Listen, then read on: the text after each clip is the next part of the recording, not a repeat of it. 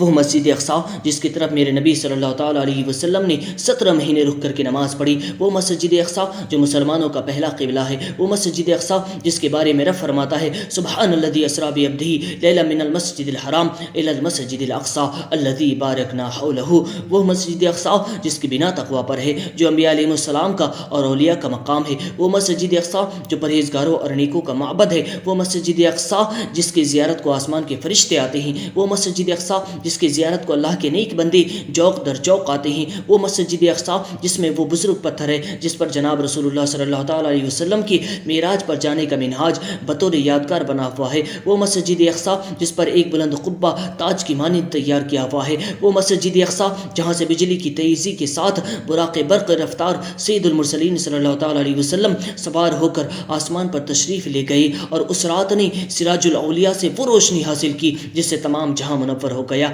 وہ مسجد اقصی جس میں سلیمان علیہ نبی علیہ السلام کا تخت اور داؤد علیہ السلام کا محراب ہے، وہ مسجد اقصی جس میں چشمہ سلوان ہے جس کے دیکھنے والی کو حوض کوثر یاد آ جاتا ہے، وہ مسجد اقصی جو مبارک گھروں میں سے دوسرا اور حرمین شریفین سے تیسرا ہے، وہ مسجد اقصی جو ان 3 مسجدوں میں سے ایک ہے جس کے بارے میں رسول پاک صلی اللہ تعالیٰ علیہ وسلم نے ارشاد فرمایا ہے کہ ان کی طرف سفر کیا جائے، وہ مسجد اقصی جس کے فضائل و مناقب بے شمار ہیں، وہ مسجد اقصی جو بڑی محنت و مشقتوں کے بعد ہمارے اسلاف نے ہمیں یہودیوں عیسائیوں کے قبضے سے آزاد کرا کے دیا تھا، آج پھر انہی کے قبضے میں جا رہا ہے۔ حضرات، ہم اپنی تاریخ بھول چکے ہیں، آپ اپنی تاریخ بھول چکے ہو، اگر آپ اپنی تاریخ کا مطالعہ کریں تو آپ کو معلوم ہوگا۔ تاریخ کے زرین اوراق شاہد ہے کہ آج سے تقریباً 1450 سال قبل مسلمانوں کی مٹھی پر جماعت اٹھی اور دیکھتے ہی دیکھتے فتح و کامرانی کے گیت گاتی ہوئی ساری دنیا پر چھا گئی، لیکن دنیا مسلمانوں کی اس فتح و کامرانی کو دیکھ کر حیران و پریشان تھی کہ آخر مٹی اور پانی سے بنا ہوا انسان کتنا رفیع الشان ہے کہ جس طرف بھی رخ کرتا ہے رفعتیں اس کے قدموں پر مچلتی ہوئی نظر آتی ہے، لیکن دنیا کی اس حیرانی و پریشانی کو ختم کرنے کے لیے اللہ کا قرآن پکار پکار کر کہہ رہا تھا وَأَنْتُمُ الْأَعْلَوْنَ إِن كُنتُم مُؤْمِنِينَ کہ تم ہی کامیاب رہو گے اگر تم مومن ہو۔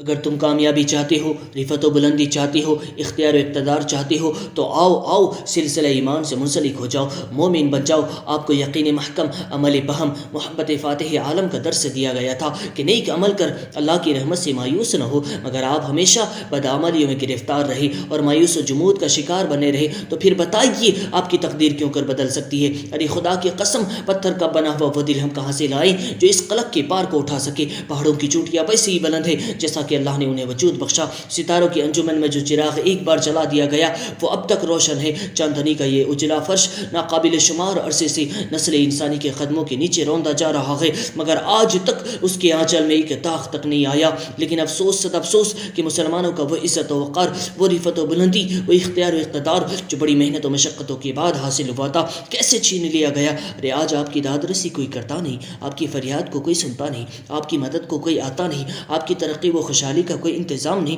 آخر ایسا کیوں؟ کیا کبھی آپ نے غور کیا ہے؟ نہیں، آپ نے کبھی غور نہیں کیا، آپ کو کچھ بھی سوجائی نہیں دے رہا ہے، آپ کشمکش میں ہیں، آپ حیران و پریشان ہیں، آپ کے پاس آنکھیں ہیں مگر زمانے کی رفتار پہچاننے والی نظریں نہیں، آپ کے پاس دماغ ہے مگر اس میں عقل نہیں، آپ کے پاس زندگی ہے مگر اس میں شعور نہیں، آپ کے سینے میں دھڑکتا دل تو ہے مگر اس میں احساس نہیں۔ آپ بے حس ہو چکے ہیں، آپ کا ضمیر مر چکا ہے، آپ انسان تو ہیں مگر آپ کے اندر انسانیت نہیں بچی، آپ چلتی پھرتی لاش ہیں، مردہ ہیں آپ، مردہ۔ آپ کے پاس فلم دیکھنے کے لیے تو وقت ہے، گانے سننے کے لیے تو وقت ہے، دوستوں کے ساتھ گھومنے پھرنے کے لیے وقت ہے، فیملی، رشتہ دار، کاروبار، ہر چیز کے لیے آپ کے پاس وقت ہے۔ اگر وقت نہیں ہے تو آپ کے پاس تو صرف نماز پڑھنے کے لیے وقت نہیں ہے، اگر آپ کے پاس وقت نہیں ہے تو صرف قرآن کی تلاوت کے لیے وقت نہیں ہے، اگر آپ کے پاس وقت نہیں ہے تو اللہ کی بارگاہ میں 4 سجدے کر کے فلسطینی مظلوم مسلمانوں کے حق میں دعا کرنے کے لیے آپ کے پاس وقت نہیں ہے۔ اذان کے وقت سیر و تفریح کی قدر و قیمت تو آپ کو معلوم ہے مگر نماز کی قدر و قیمت آپ کو معلوم نہیں۔ ذرا سا ہاتھ جل جائے